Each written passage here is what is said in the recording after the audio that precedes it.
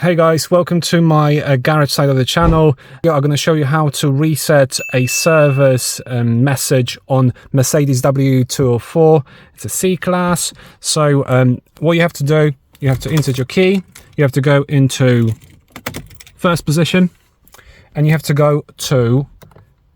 be on your mouse. And then what you have to do, you have to press pickup and OK.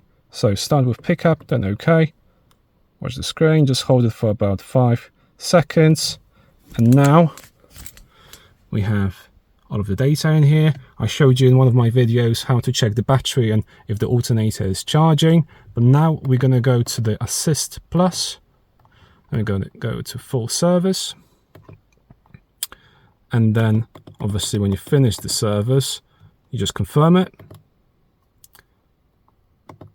Yes.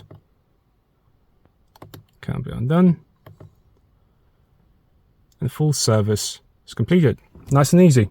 Thanks for watching.